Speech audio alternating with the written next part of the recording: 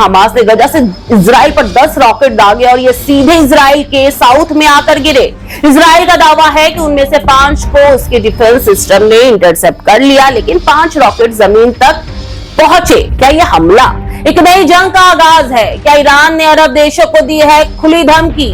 और क्या अमेरिका अब सीधे इस जंग में उतरने वाला है? आप इस बारे में क्या राय रखते हैं, क्या सोचते हैं, हमें कमेंट सेक्शन में जरूर बताएं। और हाँ, अब जल्दी से हमारे चैनल को सब्सक्राइब कर ले।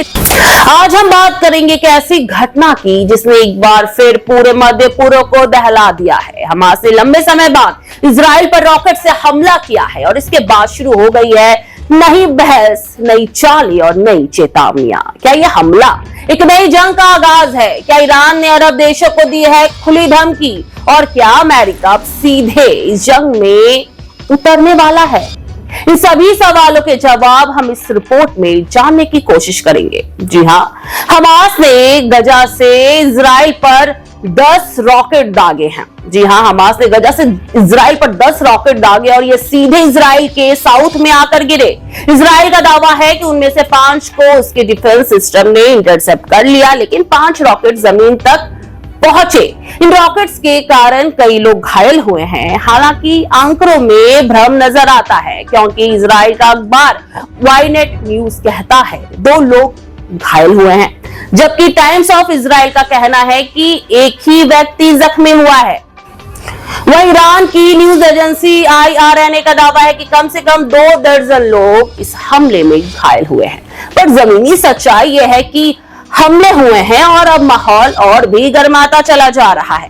जो तस्वीरें सामने आई है उनमें तबाह हुई गाड़ियां, बिखरी हुई ईंटें और भगदड़ दिखाई दे रही है। हमास ने इस हमले के बाद एक आधिकारिक बयान जारी कर कहा, हम अभी भी सक्षम हैं, हम अब भी इजराइल को जवाब दे सकते हैं। इस हमले का समय भी अहम है, क्योंकि 7 अप्रैल को इस ऑन गोइंग युद्ध को 1.5 साल पूरे हो रहे हैं और अब संकेत मिल रहे हैं कि सीज फायर की उम्मीदें धुंधली होती जा रही है।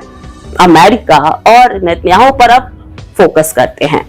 तो इधर इजराइल के प्रधानमंत्री नेतन्याहू इस वक्त अमेरिका में है, जहां एक तरफ अमेरिकी प्रशासन उनसे सीज फायर पर बात कर रहा है, वहीं दूसरी तरफ ये भी अटकलें हैं कि ट्रंप से मिलकर वो नए हथियारों और हमलों की योजना भी बना सकते हैं। है ना संशय वाली बात।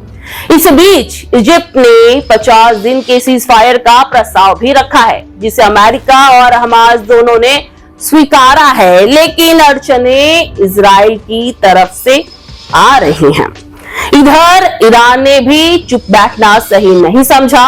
उसने UAE, सऊदी और अरब और बाकी अब सारे अरब देशों को चेतावनी दी है। उन्होंने कहा है, अगर अमेरिका या इजराइल ने हम पर हमला किया और आपकी जमीन का और अपनी जमीन का इस्तेमाल किया, तो आप भी दुश्मन समझे जाओगे।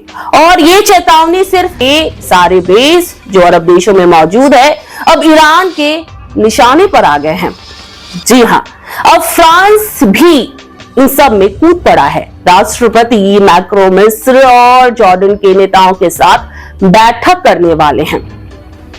मकसद है गजा में शांति स्थापित करना, लेकिन सवाल यह है कि क्या अब ये संभव भी है? और उधर यमन भी चेतावनी दे रहा है, अगर अमेरिका ने बमबारी बंद नहीं की तो अरब देशों में स्थित अमेरिकी बेसों पर सीधा हमला किया जाएगा।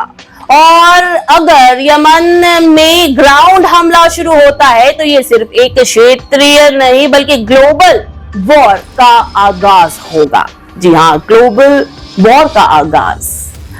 इस पूरे तनाव का असर अब इकोनॉमी पर भी साफ नजर आ रहा है। जी हाँ, सुबह जब बाजार खुले तो भारत समेत दुनिया भर में शेयर मार्केट लुढ़कते नजर आए। अमेरिका में हालत इतनी ज्यादा खराब हो गई है कि 1987 के ब्लैक मंडे की यादें ताजा हो गई है। पर सवाल तो ये है, क्या ये हमले एक नए विश्व युद्ध की शुरुआत है? क्या सीज फायर संभव है या फिर अब हर तरफ तबाही तय है? और क्या अमेरिका इस बार सिर्फ समर्थन नहीं जंग का हिस्सा बनेगा? आप इस बारे में क्या राय रखते हैं, क्या सोचते हैं, हमें कमेंट सेक्शन में जरूर बताएं। और हाँ, अब जल्दी से हमारे चैनल को सब्सक्राइब कर ले ताकि आप तक हमारी खबर सबसे पहले पहुंचे। इसके लिए नोटिफिकेशन पाने के लिए बेल आइकन भी दबाना ना भूलें। और आप हमारे चैनल पर कौन से टॉपिक पर और भी खबरें देखना चाहते हैं, किस पर हम स्टोरी आपको बताएं, हमें जरूर बताइए। फिलहाल अभी के लिए इतना ही। देश और दुनिया की तमाम बड़ी खबरों के लिए बने रहिए सुपर न्यूज़ 24 के साथ।